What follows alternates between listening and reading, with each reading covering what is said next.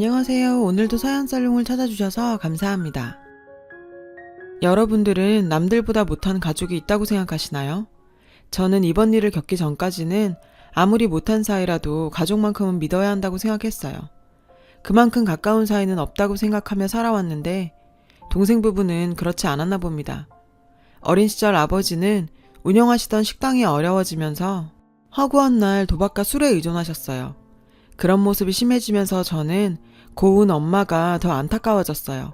그 결과 식당이며 집이며 모든 재산을 탕진하셨죠. 결국 저희 네 식구는 단칸방에서 생활하게 되었어요. 교사였던 엄마 봉급이 적은 돈은 아니었지만 아빠가 이 돈까지 손대는 바람에 정말 하루에 세 끼 챙겨 먹는 날이 드물 정도였어요.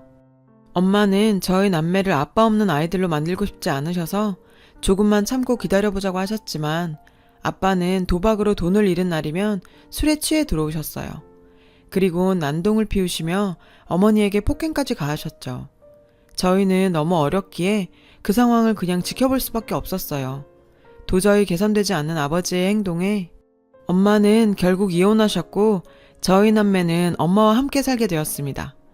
직업이 안정적인 교사였던 엄마 덕에 저희의 생활은 빠르게 회복되었어요. 그때까지만 해도 이혼이란 게 흔하지도 않았고 편모 가정에 대한 편견도 더 심한 시절이라 엄마는 그런 상황을 저희에게 안겨준 걸 항상 미안하게 생각하셨어요. 그리고 저희가 그런 걸 못 느끼게끔 최선을 다하셨죠. 엄마의 헌신 덕에 저희 남매는 부족함 없이 자랄 수 있었던 터라 그걸 아는 저는 남들보다 일찍 철이 들 수밖에 없었어요. 하지만 세상 일 다 내 맘 같지는 않다고 하죠. 저보다 3살 어린 남동생은 어찌나 아버지의 모습을 빼다박은 건지 여기저기서 사고치고 다니는 통에 엄마가 학교에 불려가는 일이 다반사였어요. 동생은 우리 집 유일한 남잔데 하나밖에 없는 동생이 참 야속하기도 했지만 저는 세상에 하나밖에 없는 피부치인 동생을 아버지 같은 삶을 살게 할 수는 없었어요. 동생을 올바른 길로 인도하려고 노력했습니다. 커가는 남동생을 바로잡는다는 게 쉬운 일이 아니었고 자꾸 삐뚤어져만 갔어요. 변변한 직장도 없이 엄마에게 용돈 탔으며 놀기만 하던 동생은 어느 날 갑자기 여자친구가 아이를 가졌다며 결혼해야겠다더군요. 엄마와 저에게 신혼집을 요구했어요.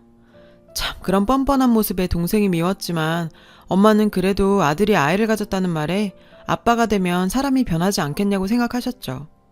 모아둔 돈에 대출까지 받아 아파트를 구해줬지만 저희 기대와는 다르게 동생은 전혀 달라지지 않았습니다. 아니, 달라진 점이 하나 있긴 있었죠. 동생만큼이나 철부지인 올케가 한 명 더 늘었다는 거요. 동생 부부는 결혼하고도 명절에 집에 오긴커녕 멋대로 행동했고 돈 필요할 때만 집에 찾아와 엄마에게 용돈을 타가곤 했어요. 결혼한 녀석이 아직까지 철없이 구는 모습에 한 소리 했죠. 야 지석아, 너도 이제 30이야. 애까지 있는 놈이 언제까지 엄마 등골 뽑아먹고 살래? 너도 이제 정신 차려야지. 아, 짜증나게 누나가 왜 난리야. 엄마 돈이지 누나 돈이야? 엄마는 가만히 있는데 누나가 왜 이러냐고. 어쩜 저렇게도 아버지를 닮았는지 점점 클수록 아버지를 닮아가는 동생 모습에 정남이가 뚝 떨어지더라고요.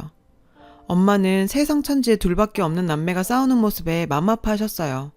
왜 이리 싸우느냐며 달래기도 하셨어요. 지영아, 네가 이해 좀 해라. 저 녀석이 저렇게 된 것도 다 내 탓인 것만 같아서 미안하구나. 조금만 더 지켜보자. 지석이도 언젠가는. 엄마는 저희를 위해 그렇게 헌신하시고도 부모의 이혼으로 저희가 받았을 상처에 대한 미안함이 아직도 남아있었고 제가 해드릴 수 있는 것이라고는 엄마를 이해해드리는 것밖에 없었어요.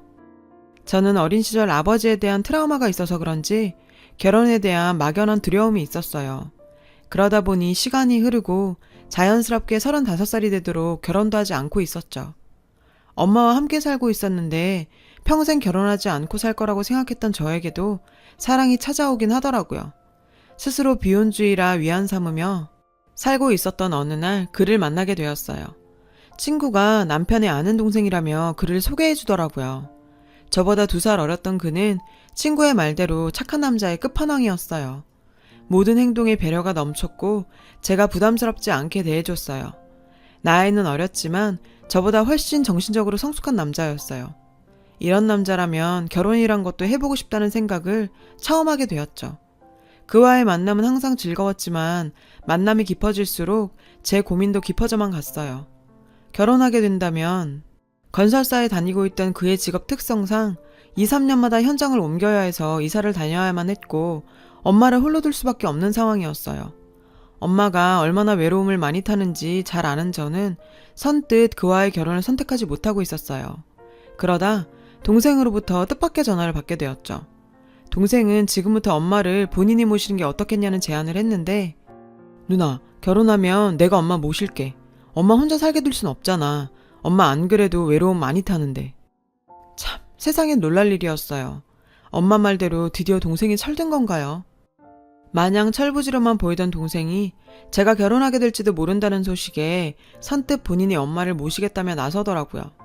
이게 앞으로 일어날 기가 막힌 일들의 시작인지 꿈에도 생각하지 못한 채 그저 동생도 나이를 먹으니 드디어 인간이 되었다고만 생각했어요. 엄마도 이제야 마음이 놓인다며 제 결혼과 동생의 변화에 내가 할 일 다 했다며 얼마 남지 않은 교직 생활도 잘 마무리할 수 있겠다며 좋아하셨죠. 덩달아 제 큰 고민도 함께 해결되었어요. 동생 부부 덕에 제 결혼은 빠르게 진행되었습니다. 그해 겨울 많은 사람들의 축복 속에 결혼하게 되었어요. 얼마 지나지 않아 창원 현장으로 발령이 난 남편과 함께 창원에서 신혼살림을 차리게 되었어요. 간호사였던 저도 얼마 지나지 않아 새로운 직장을 구하게 되었죠. 신혼생활을 만끽하는 중 저희 부부에게도 큰 선물이 찾아왔고 예쁜 딸 시우를 낳게 되었습니다. 그 사이 엄마는 37년간의 교직 생활을 마무리하시고 은퇴하셨어요. 저는 이제서야 걱정 하나 없이 지낼 수 있겠구나 생각했어요. 아니, 그렇게 착각했었죠. 동생네 부부와 함께 살게 된 엄마는 처음에는 지석이 덕을 다 본다며 좋아하시고 그 생활에 만족하셨어요. 저도 새로운 터전에서 적응과 임신 등으로 바쁜 나날을 보내다 보니 자연스럽게 친정에 대한 관심은 예전보다 줄어들었어요. 엄마와 연락하면서 안부 정도 묻곤 했어요. 그런데 날이 갈수록 엄마의 목소리에 힘이 없어지는 거예요. 무슨 일이 있나 걱정이 된 저는 동생에게 전화를 했죠. 지석아, 혹시 엄마한테 무슨 일 있어? 요즘 목소리가 기운이 없어 보여서. 아무 일 없어. 그리고 결혼하고 엄마 우리한테 맡겼으면 너무 간섭 안 했으면 좋겠어. 동생의 말에 순간 멍해졌는데 사실 저도 말할 자격이 없었죠. 지방에 살고 바쁘다는 핑계로 엄마를 본 지도 한참 된 제가 할 말도 아니었죠. 그 길로 저는 월차를 내고 시우와 함께 엄마를 만나러 서울로 가게 되었어요. 형님, 연락도 없이 웬일이세요? 이렇게 갑자기 오시면...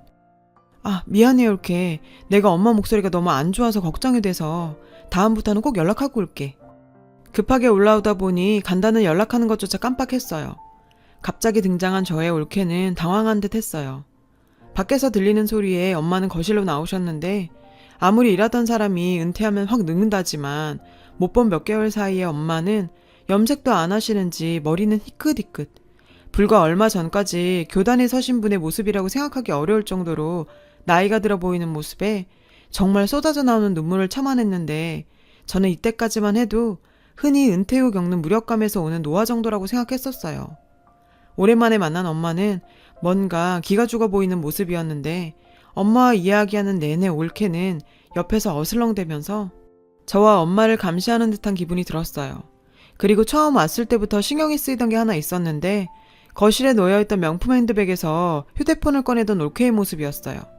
분명히 저희 남편이 엄마 명예퇴직하실 때 큰맘 먹고 사드린 건데 왜 그걸 올케가 쓰고 있는 건지 만에 하나 다른 가방일 수도 있다는 생각에 엄마에게 슬쩍 물어봤는데요.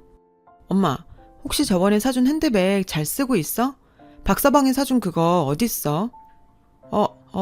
잘 쓰고 있지. 어딨더라? 엄마는 당황한 듯 말을 더듬었는데 뭔가 이상하다고 생각이 들었죠. 엄마, 혹시 거실에 있는 핸드백 그거야? 그거 올케가 쓰고 들고 다니는 거야? 왜? 그거 맞긴 한데 애기가 모임 나갈 때 잠깐 쓴다고 빌려갔는데. 올케는 중요한 모임이라고 엄마의 명품백을 빌리고서는 몇 개월째 돌려주지 않고 있다고 했고 바보 같은 엄마는 돌려달라는 소리도 못하고 있었죠. 올케, 혹시 그 가방 우리 엄마 거야? 빌려갔으면 돌려줘야지 말을 안 한다고 계속 쓰고 있으면 어떡해? 올케는 뭔가 훔쳐먹다가 걸린 사람처럼 당황하더니 오히려 적반하장의 태도를 보이며 핸드백을 내동댕이 치고 방문을 쾅 닫으면서 들어가 버렸는데요. 형님, 제가 뭐 훔치기라도 했어요? 어차피 어머님 밖에 나가시지도 않고 장롱에 가만 놔둘 바에 제가 좀 썼는데 그게 그렇게 안 입고 오셨어요? 안 써요, 안 써. 형님이 자꾸 그러시면 어머님만 힘들어지는 거 모르세요? 뭐 하는 짓이야? 그걸 왜 던져? 옳게! 옳게! 정말 기가 막혀서 말도 나오지 않을 정도로 어처구니 없는 행동을 하는 올케의 모습에 저는 흥분할 수밖에 없었는데, 지영아, 네가 참아라. 아직 어려서 그래. 엄마도 똑바로 하란 말이야. 며느리가 시어머니 앞에서 저게 무슨 짓이야? 엄마가 맨날 사람 좋게 행동하니까 제가 저 따위로 행동하는 거잖아. 매번 져주기만 하는 엄마의 모습에 순간 화가 나서 잘못도 없는 엄마에게 화를 내버리고 집으로 돌아왔는데, 돌아오는 내내 올케가 마지막에 말했던 우리 엄마만 힘들어질 거라는 그 말이 머릿속을 맴돌았습니다. 엄마에게 화를 내고 돌아온 후로 정말 미안한 마음이 있었지만 단호하지 못한 엄마가 밉기도 했어요. 그렇게 시간이 지나고 동생에게 한 통의 연락을 받게 되었어요. 누나, 엄마가 계단에서 넘어져서 지금 병원이야. 간호할 사람이 없는데 누나가 좀 와서 해줬으면 좋겠어.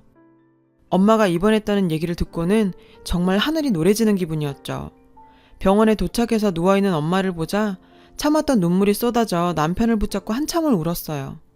동생네 부부는 일이 많아서 엄마 병간호할 시간이 없다며 저에게 해주길 원했어요. 뻔히 보이는 바쁘다고 핑계대는 모습에 야속하긴 했지만 허리를 다치신 엄마가 누워서 꼼짝을 못하는 터라 대소변까지 받아야 했죠. 그래서 제가 하는 게 엄마에게도 편할 거라고 생각하고 일주일간 휴가를 내서 엄마와 함께 있기로 했습니다. 엄마의 병간호였지만 오랜만에 엄마와 함께 있다는 사실에 힘들다는 생각은 전혀 들지 않았어요. 그럴 수밖에 없는 게 10년차 간호사인 저에게 환자 간호하는 건 늘 하던 일상이었을 뿐이었으니까요. 점점 기운을 찾을 때쯤 엄마를 수술하신 담당 선생님은 저를 부르시고는 사진을 보여주시며 충격적인 말을 했는데요. 김혜연님 따님이시죠? 간호사라고 들었는데 여기 분명한 억아픈들 보이시죠? 어머님께는 물어봐도 대답은 안 하셔서 가정 문제라서 제가 이런 말씀드리기 좀 그렇긴 한데 한번 알아보시는 게 좋을 것 같네요. 제가 볼 때도 분명히 외부 힘에 의해 강제로 억압된 흔적이 남아 있었는데 그걸 보는 순간 다리에 힘이 풀려 주저앉고 말았어요. 이걸 도대체 어떻게 해야 할지 몰라 엄마에게 조심스럽게 물어봤지만 아무 일도 없었다며 뭔가 숨기는 듯한 모습을 보였어요. 억아픈의 진실은 그리 긴 시간이 지나지 않아 밝혀지게 되었어요. 엄마가 낮잠 자는 동안 잠깐 마트를 갔다가 돌아왔는데 병실에는 제가 온 후 3일간 한 번도 얼굴을 비치지 않던 동생네 부부가 와 있었죠. 그들의 대화를 듣게 되었어요. 자기야, 어머님이 형님한테 다 말하진 않았겠지? 걱정 마. 내가 엄마한테 잘 얘기해놨어. 걱정 마, 자기야. 도대체 뭘 말을 안 한다는 건지 그들의 대화는 의심스럽기만 했어요. 여튼 어머님 태어나면 난 어머니 못 모셔. 지금까지야 뭐 가만 놔둬도 되니 상관없었는데 아픈 사람 내가 어떻게 모셔. 요양원에 보내던지 자기가 알아서 해. 야, 요양원 보내면 지금 우리가 쓰고 있는 돈은 어떡하고. 엄마 교사연금으로 차 할부랑 갚고 있는데 엄마 연금이 내 월급보다 훨씬 많아. 너 그거 없이 살 수 있니? 그리고 지금 살고 있는 그 집 멍이가 엄마 거야. 아, 몰라. 암튼 난 못 모시니 알아서 해. 아파서 요양원 보낸다는데 뭐 형님이 어쩌겠어? 연금 통장이랑 도장 우리가 다 들고 있잖아. 요양원 들어가면 돈 쓸 일도 없을 텐데 우리가 좀 쓰면 어때? 그 둘의 대화는 자기 엄마 이야기를 하는 게 맞나 싶을 정도로 충격적이었고 저것들이 인간이 맞나 싶은 생각이 들었어요. 너희들 지금 무슨 얘기하는 거야? 지금 누워있는 엄마 두고 무슨 얘기하고 있는 거야? 너희가 사람이야? 누나, 무슨 소리 하는 거야? 우리가 무슨 얘기를 했다고? 제가 자신들의 대화를 다 들었을 거라고 생각도 못했는지 뻔뻔하게 잡아떼는 동생이었죠. 너한테 엄마는 뭐야? 그저 빨대 꼽아서 등골 빼먹을 호구로 보이니? 그리고 옳게 너, 인간이 그러는 거 아니다. 나한테 상의 한마디도 없이 요양원을 보내? 뭐 하자는 거야 지금? 형님, 그렇게 좋으시면 형님이 모시면 되겠네요. 근데 저희가 모신 시간이 있고 하니 그 계산은 하셔야겠는데요? 옳게 어처구니 없는 말과 함께 동생은 흥분하며 상관 말라고 저를 한 대 칠 기세로 달려들었죠. 그때 자는 줄만 알았던 엄마가 소리쳤어요. 그만해.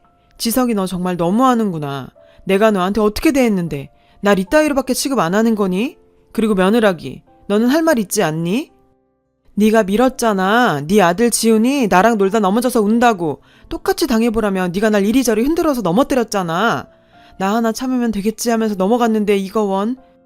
본인이 한 짓이 만천하에 드러난 올케의 얼굴은 사시나무 떨리듯 떨렸고 동생 놈도 당황한 표정이 역력했어요. 엄마 몸에 남은 억아픈들이 올케의 짓이란 걸 알게 되니 더는 이 인간들 가만둘 수가 없었고 당장 경찰을 불렀어요. 누나, 정말 너무한 거 아니야? 실수였어, 실수. 가족끼리 경찰까지 부르고 이게 무슨 짓이야? 가족? 네가 엄마랑 나를 가족이라고 생각했어? 나 너 같은 동생 둔 적 없으니까 앞으로 누나라 부르지도 마. 그리고 엄마, 이번에 나 말릴 생각하지 마. 이 장면을 모두 보신 담당 의사도 이 사건에 대해 증언해 주시겠다며 나서주셨고 신고를 받고 출동한 경찰이 들어오자 올케는 이제서야 상황 파악이 되었는지 무릎 꿇고 빌기 시작했는데 정말 머리통을 발로 차버리고 싶은 심정이었지만 더는 저런 인간들이랑 엮이는 자체를 하고 싶지 않았어요. 경찰 조사 결과 올케의 엄마에 대한 폭행은 한두 번이 아니었고 동생놈 역시 그것을 다 알고 있었다고 하더라고요. 엄마의 연금까지 생활비 명목으로 통장 관리하면서 자신의 타도사고, 지금까지 한 행동들까지 밝혀지면서 엄마를 다치게 하는 패륜적인 행동을 한 올케는 법정 구속이 되어 재판을 기다리고 있어요. 몰래 빼돌린 돈도 돌려받게 되었고 엄마 명의의 동생놈이 살고 있는 집도 팔아버렸더니 동생놈은 씩씩대며 병원으로 찾아왔더라고요. 정말 염치도 없게 말이죠. 엄마, 진짜 너무한 거 아니야? 그 집 팔면 나랑 엄마 손자는 어디 가서 살라고. 빨리 부동산에 연락해, 안 판다고. 지석아, 나는 이제 너 아들로 생각 안 한다. 그 아파트는 내 돈으로 산 거니 내 마음대로 팔면 되는 거고. 내가 안아주고 사랑해주면 나아지겠지. 한 세월이 얼마냐. 나도 할 만큼 했다. 네 아들은 네가 알아서 할 문제고 더는 나 찾아오지 마라. 뭔가 잘못됐다고 느꼈는지 동생놈은 올케랑 이혼하겠다며 한 번만 용서해달라고 빌었지만 평소와 다르게 엄마는 굉장히 단호한 모습이었습니다. 재판 준비와 엄마의 병간호를 위해 저는 서울에 머무를 수밖에 없었고 자연스럽게 일도 쉴 수밖에 없었는데 남편은 본인 걱정은 말고 장모님 잘 챙기려며 저를 배려해줬어요. 남편의 배려 덕분에 엄마도 건강을 많이 회복해서 퇴원하게 되었습니다. 남편은 퇴원 날 엄마에게 정말 생각지도 못한 말을 했어요. 어머님, 이제 저희랑 함께 살아요. 저희가 어머님 모실게요. 남편은 고민 끝에 본사 지원을 했고 곧 서울로 올라오게 될 거라며 저희 엄마와 함께 살 집을 구하고 있었어요. 엄마의 거취를 걱정하던 제 모습에 너무 당연한 일이니 고마워하거나 미안해하지 말라며 오히려 지금까지 신경 못 쓴 자신이 미안하다고 하더라고요. 남편에게 정말 고마웠죠. 늦은 나이에 결혼한 제가 남편 하나는 진짜를 골랐구나 싶었어요. 엄마는 집 사는데 보태라면서 아파트 판 돈을 저희에게 주셨어요. 그 돈으로 정원 딸린 예쁜 주택에서 엄마와 남편 그리고 우리 예쁜 시우까지 네 식구가 같이 살게 되었습니다. 우울증까지 왔던 엄마는 손녀 시우와 함께 지내면서 많이 밝아지셨어요. 정말 재판은 길게 이어지고 있어요. 용서를 빌며 합의해달라는 올케의 호소가 있었지만 몇 년을 그렇게 엄마한테 행동한 걸 생각하면 저희는 합의금 따위 필요 없거든요. 강력한 처벌을 바라고 있는 상황입니다. 동생놈 역시 용서해달라고 빌고 있지만 그런 모습조차 불쌍해 보이지도 않았어요. 가족 간에도 지켜야 할 선이란 게 있는 거 아닌가요? 넘지 말아야 할 그 선을 동생 내외가 넘은 거죠. 어른이니 그 책임을 지길 바랍니다. 더 단호하지 못한 엄마를 원망도 했지만 자식을 생각하는 마음을 생각하면 이해가 가는 부분도 많네요. 엄마, 항상 고마워요. 우리 더 행복하게 살아요. 여러분, 사연 댓글에 응원과 현명한 조언 부탁드려요. 좋아요와 구독은 저에게 큰 힘이 됩니다. 오늘도 좋은 일 가득하세요.